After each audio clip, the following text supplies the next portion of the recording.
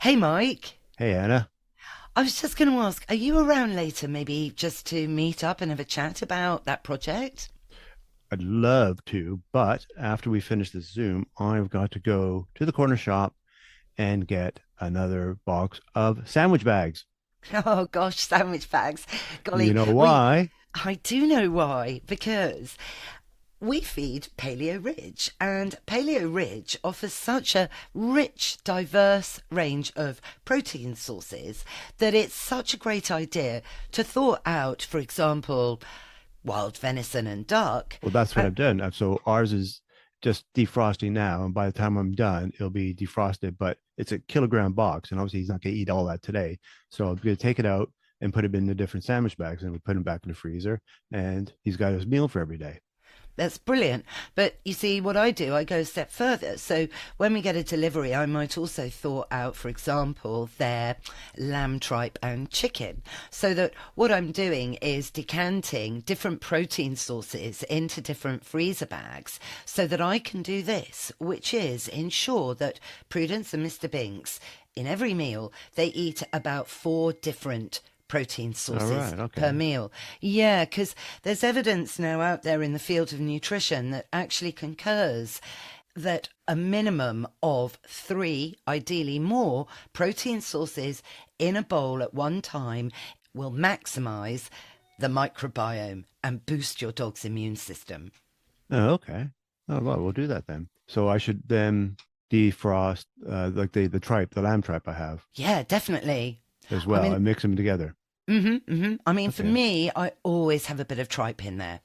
And I love the way that Paleo Ridge offers both beef tripe and lamb tripe, which is quite unusual. And it allows, two different protein sources of tripe, which raw green tripe, for me anyway, is like an elixir for dogs. Well, we know everyone knows Anna Webb is the queen of tripe. Yes. What an accolade. So if people want to get their tripe and various sources of protein from Paleo Ridge, they go to. paleoridge.co.uk.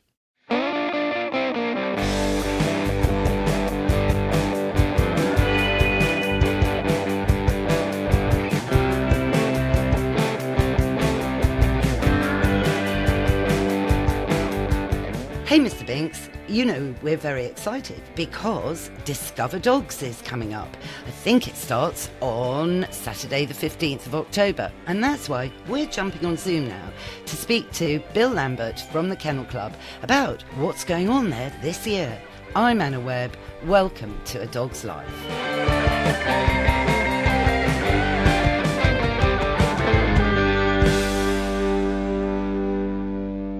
Bill, welcome to A Dog's Life. Thanks very much, Anna. Lovely to be joining you. Currently, I'm in Sofia, Bulgaria, so it's nice to join you, even though it's long distance. Well, it's amazing. The line is clearer than on many occasions when everyone's in the UK. That's often the case with modern communication. I think one of the things that COVID has taught us is, effective ways of communicating remotely now. We're so used to it now. We do it as a matter of fact now. I know, but it's important not to get lazy. I'm actually really enjoying seeing people face to face, which is why I'm excited about seeing you at the Excel Centre very soon. Isn't that right, Bill? What's happening there? Well, absolutely, and of course we're delighted to be back. We did have Discover Dogs last year. It was on a slightly reduced scale last year, but it's back, and a lot of the regular features that we put on and that are very popular with people are back this year. So we are really very excited about it. Well, guess what? I was on the tube this week and I saw this fabulous advert called The Poodle Poem, advertising Discover Dogs. And I thought that was really interesting because poodles, I wish we could see more poodles, Bill. Yes, you're right. They're a breed. They're often used in crossbreed programs for very good reason. But I think that sometimes the actual poodle gets a little bit forgotten. They're very much seen as a show dog because they are they're fantastic trims that we see them in. But of course, they do make fantastic pets. They're highly intelligent, highly lively dogs, and they do make great companions. They're so bright, actually. I know a toy poodle and I love her. She's cheeky and she's beautifully coiffed, and they really are, I suppose, the truly hypoallergenic breed. Well, they are indeed, and that's one of the great advantages of Discover Dogs. It's the opportunity for people to see all the different breeds. There's over 200 breeds that we register in the UK, and most of those can be seen at Discover Dogs. But it's so important that when people are thinking about getting a dog, they get the right one that fits their lifestyle. Of course, that's what Discover Dogs is all about. It's so that people can meet all the different breeds and decide which one is right for them. Yes, and I love that on your website for Discover Dogs this year. You've got this lovely sort of I don't know, storyboard on the homepage of somebody looking for the right dog, and they start off, I think, with a Labrador, and they end up with a Jack Russell as being actually more suitable for their home environment, the size of their garden, and the family situation. That's absolutely right, and it's interesting. The Labradors become almost the go-to breed. It's one of the most popular breeds, and there's nothing wrong with that. But of course, there are lots of other breeds that may suit people, particularly in London. Labradors are quite a big dog, and they do need a bit of exercise. And people living in London perhaps need something that's a little bit more compact, a smaller dog, perhaps one that needs a little bit less exercise. So this is why it's very important that people do their research before they buy a dog. And of course, Discover Dogs is the ideal place to start that. Yes, no, really, particularly as well, it's something that's close to my heart. It's the vulnerable British breeds. Yes, they are. And we highlight these breeds when their registrations. And when I say registrations, that's the number of dogs registered each year. So new puppy registrations. When the registrations drop below 300, we really start to promote these breeds because it's really important they don't get forgotten about. And it often is simply they do get forgotten about. Now, this year, I'll give you an example. Believe it or not, the Queen's favourite breed. Obviously, it came into real attention during the Queen's funeral. Because she was a very big supporter of dogs. She was the patron of the Kennel Club. So it was such a sad loss when the Queen died. But her dogs, suddenly everybody remembered that she did have corgis. And over the last year, they have actually increased in popularity, largely because of the Queen's Jubilee and the celebrations surrounding it. And these days, we see breeds that become popular because they're seen in social media often. And of course, the Queen was a huge celebrity of the past. And the fact that she had corgis popularised the breed. Yes, no, definitely. So because there's two types of corgis, isn't there? And the Queen favoured the Pembroke corgi rather than the Cardiganshire corgi. So is the Pembroke corgi, safe and not in the endangered category now, Bill? You're absolutely right. It is, and we registered around about 1,000 last year, so they have come out of that vulnerable list. But we'll keep an eye on them. And the Cardigan, it is still in that vulnerable list. So it is, it's people doing their research, finding out about them, and thinking about these breeds that are a little bit rarer and that you don't see every day because they may make the perfect companion for those people. Well, absolutely. I mean, for me, I've got my little Mr. Binks, the co-host of A Dog's Life, actually, and he's an English toy terrier, which, I remember seeing them once at a dog show and thinking, what is that dog? They caught my eye because they're just so sculptured and, with a pointy ear, which I love, and the smooth coat, which I love. But, I feel for London, they're a perfect dog, Bill, but they're very vulnerable, aren't they? They are indeed, and it's interesting you mentioned them as a London dog because they are. Interestingly, they're a derivative of the Manchester Terrier. They have a similar background, but they are actually a dog that were bred for urban use. But of course, their purpose has actually changed. And when I say urban use, people had dogs, particularly some of the terriers, in the sort of early part of the last century, simply because London had a problem with rats and mice, and of course, having a dog in the house actually helped control the rats and mice. Now, of course, we live in different conditions now, and that's possibly one of the reasons why the popularity of particularly the British Terriers has dropped away a little bit. Yeah, it is a shame actually, because the smooth coat fox terrier, another of my favourites actually, is also on the vulnerable list. But interestingly, the wire coat, I see loads of them around, but not the smooth. And for me, because I can't be faffed with too much grooming, the smooth would be the one I would choose out of the two. Well, I would probably agree with you, Anna, because I have bull terriers. I like smooth coated breeds because a little bit like you, I perhaps don't particularly want a dog that has a lot of grooming, but I have to say that the wire fox terrier and all those what we call the trim terriers, they do look really handsome when they're actually groomed and they're looking really sort of spruce. And I see them at shows a lot, and of course they do look fantastic. So I can understand the appeal, and providing people are prepared to put the work in, and of course that does mean just taking to a groomer on a regular basis. Then there's actually no reason why people shouldn't have one. No, I know. But in these times of austerity, adding grooming into the cost of a dog. So I think, everyone needs to be realistic.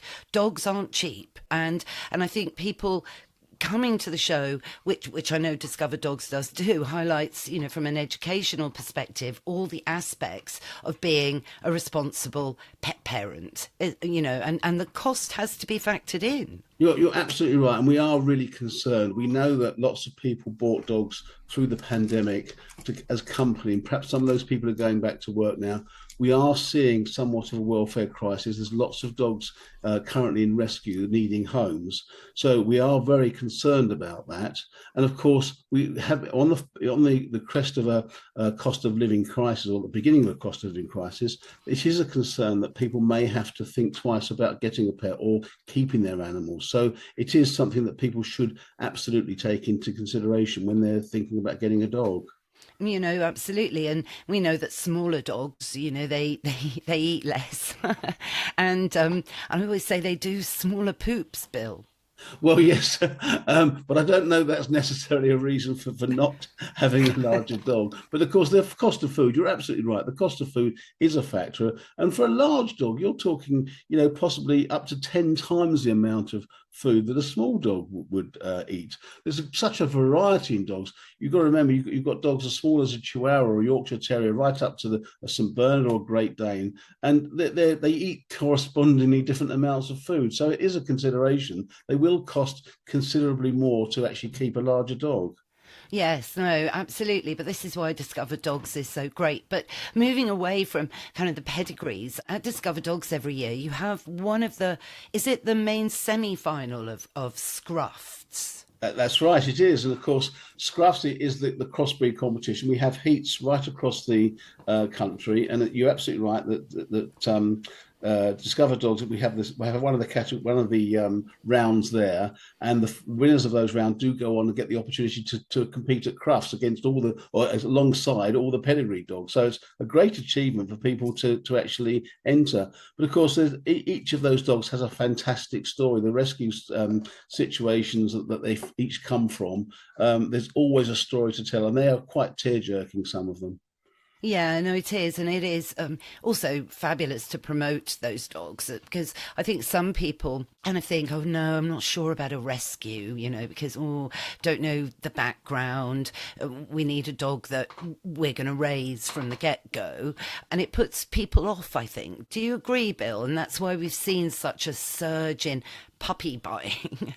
Well, interestingly, I think there is actually absolutely no substitute for buying a puppy and getting a puppy of the breed that you selected that's right for you. There is no substitute for that. But there are opportunities for rescue dogs. And of course, there's lots of dogs that need homes. So I'm absolutely supportive of people getting a rescue dog. Of course, what people often don't realize, we do run breed rescue, Kennel Club breed rescue. So we have a rescue organization for most of the 200 odd breeds that we register.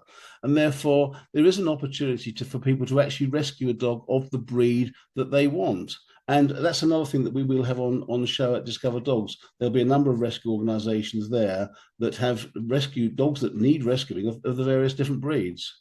Yeah, well, that's perfect, isn't it? And often just put your name down, so that it's there, and then really prepare your lifestyle ready for your pooch. I think that's so important. But also, Discover Dogs is about, just highlighting, I love it so much, highlighting the brilliance, the magnitude, the importance of man's best friend, isn't it, Bill? And there's features through the 2 days of the event that really highlight that. Not least, I've heard that medical detection dogs are going to be in the main arena doing a demonstration of how dogs in this instance, detect COVID.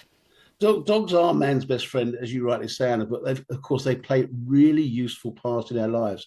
And medical detection dogs are dogs that actually can literally sniff out disease. And we have some fantastic stories of people's lives who have literally been saved by early detection of various conditions. I've learned only recently that some of the more recent advances in medical detection dogs are now being trained to sniff for things that even like coronavirus. So the range of different conditions that dogs can actually smell, because dogs' noses are so sensitive. Some of the noses are so sensitive they can actually smell the equivalent of a spoonful of sugar in two Olympic-sized swimming pools. So you and I probably couldn't even detect whether sugar's in a cup of tea by smelling it, but a dog can do that. The range of different diseases that dogs can actually detect for now is phenomenal, and they are doing such a useful job.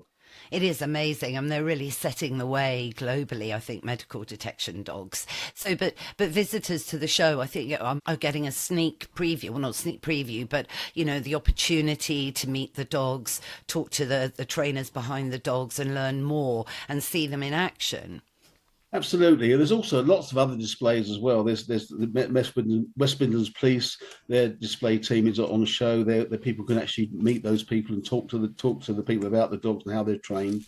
But there really is something for everyone. Anna, one of our most popular features at Discover Dogs is our Cuddle Corner, and unfortunately we had to suspend it last year because of the risk of coronavirus. But that's receded a little bit this year, and it is the opportunity for people to come and literally have a cuddle of their favourite breed. And literally it's one of the most popular things we put on. And of course, we know that actually making a fuss of a dog reduces stress. So if anyone's a little bit stressed, come along to Discover Dogs and we can help relieve that. Yeah, and that's such an opportunity as well for children to get close up to dogs in in a controlled environment and experience, the wonder of just dogs making you laugh, as you say, reduce your stress. But it's interesting, there was a paper out last week about how dogs can definitely now, it's been scientifically proven, Bill, they smell our stress, So it's interesting. So again, with their olfaction that we were talking about, they know already when we're stressed out. And that's what's so lovely. Dogs go out of their way to think, hang on, that's not good, human. You can't be fun. Because dogs just want to have fun, don't they, Bill? They do indeed. They're very much part of your life. They're often closer than a close relative or even a family member, because we're often spending more time with them. And dogs are very, very sensitive. They pick up so much, not just from the smell, but from our body language. So they really are in tune with us. And they can tell when we're unhappy, when we're sad, because their moods never change. They're always ready to cheer us up. So I think having a dog in your life is so important, and it can actually really make a difference in people's lives. Absolutely. And talking of fun, though, and showing again how you can train your dog, because that's the other thing as well. I think, as a child, speaking personally, I gained confidence just by training, our family dogs. I grew up around a lot of dogs. I was very lucky. And, I was going to Crufts, Bill, when I was 8, and I loved it. That's why I love the breed so much. And you're doing this, like, I'm not into football, by the way, but there is a big football competition coming up, isn't there, Bill? And you've got some dogs that are going to be pretending to be footballers. We have indeed. I'm so looking forward to that. We felt we had to do something to celebrate the World Cup. Obviously, the World Cup's taking part this year out of this country, but in this country we have got the Woofball World Cup, and we have all sorts of teams and against each other. We have Barcelona against West Ham United, so we're really very, very excited about that. It's the first time we've done it, so it's something we're all looking forward to. Yeah, and it's just going to show people a bit of fun. And those dogs that have been trained to nose a ball, do headers with the ball, and, listen to instructions from their handlers and work at speed. And that's the other thing. Of course, you've got agility being showcased, which is just such a huge sport now, isn't it? Because it involves the human with the dog working as a team, really showing how trust and confidence and communication can be achieved through training. You're absolutely right. Agility it's hugely growing now, and it's of course it's something that owners can do with their dog. It's really is a team effort, and the excitement you see, the bond between owner and dog is absolutely fantastic. They're both working in harmony for each other, and it's such an exciting competition. It's often referred to as show jumping for dogs, which I think is perhaps fair but also unfair because it is a little bit different, but it does show you what you can do with your dogs and what one of the many activities that are out there that are available for owners to participate. It is all about enrichment, isn't it, with dogs? And I just feel a little bit sad that through the pandemic, perhaps people didn't realise not just what a commitment a dog is, but the fun that you can have with your dog. But in doing so, you do have to put yourself out a bit. You know, you have to buy a pair of wellies and buy clothes, I always say to people, with pockets in. So you can always have a treat in your pocket to quickly give a bit of positive reinforcement. You know, little details like that, Bill. I think you're right. I think if I look at all my coats, there's a treat in one pocket and a poo bag in the other because I'm Yeah. always ready for that. But I think it is. You're absolutely right. It is a commitment, and I think there is a possibility that through the pandemic, some people actually made a decision that possibly they're regretting. But I think there are. I look at these things positively, and actually, dog ownership has definitely increased during the pandemic, and that has to be a positive thing. Pet ownership, dog ownership, really is a good thing, and certainly it's a sign, I think, of a healthy society. Quite frankly. It's a really good way of putting it. Well, dogs are good for our health. We know, dog owners apparently live longer than non-dog owners. And what's another one? We smile more, Bill, apparently, and therefore use less facial muscles because frowning uses more muscles than smiling. So dogs could be an alternative to Botox. I'm being silly. But, generally, yes, that's right. They boost us, definitely. But you've also, in building up to this year's event, you've been doing some interesting surveys, particularly of dogs in London, the types of dogs that are popular in urban environments, which I think's interesting, linking back, to potentially the English Toy Terrier being a super urban dog. Basically, you've done research showing that old adage to be right, that dogs are indeed like their owners, Bill. They are. It's fascinating, actually. Some of the things we find out. We have seen, obviously, over recent years, we have seen trends from away from larger dogs towards smaller dogs, and those trends are continuing. I think that's a fairly obvious thing to happen. We're much more about living in towns these days, and certainly London. Smaller dogs are going to be more popular, but there are still people out there who want dogs, and it's so important that people get a dog that suits their lifestyle. But also that can often extend to the appearance of the dog.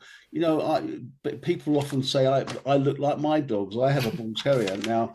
That I'm actually very flattered by that because I think that bull terriers are very handsome dogs. But we often see, walking around, you'll often see people that have a certain similarity with that dog. It's probably because they're attracted by similar characteristics.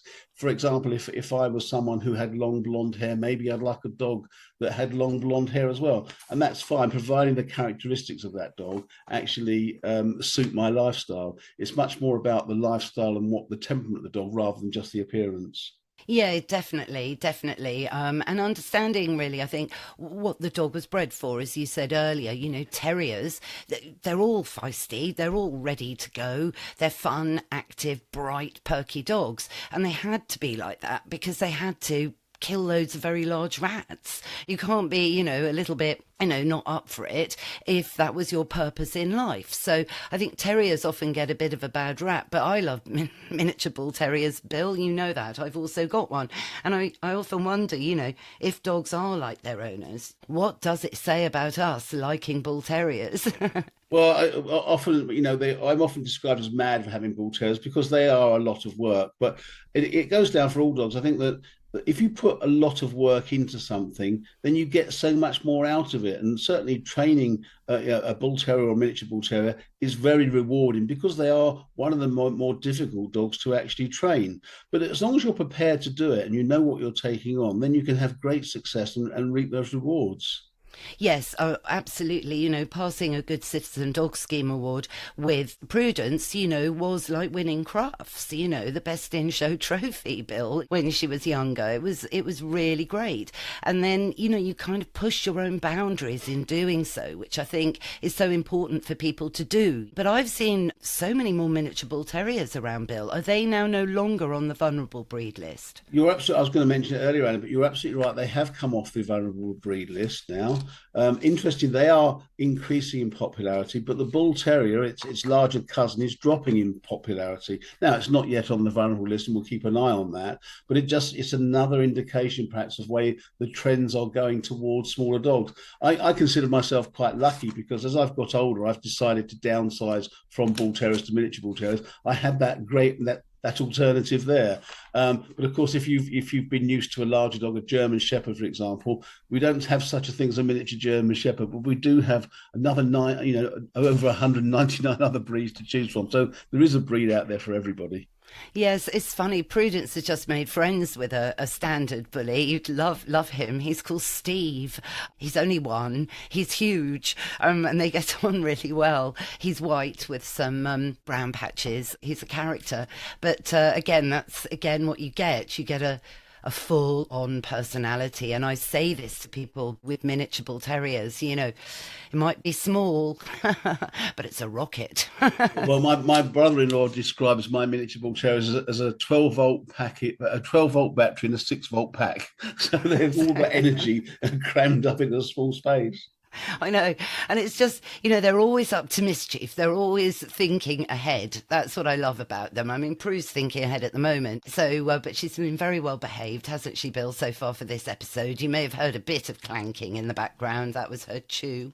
I always say about bull terriers, they're either doing something they shouldn't be doing or they're planning to do something they shouldn't be doing. You're absolutely right there. Well, Bill, I'm so excited. So just run us by, again, the times that the show's open, where it is, and is it free to get in?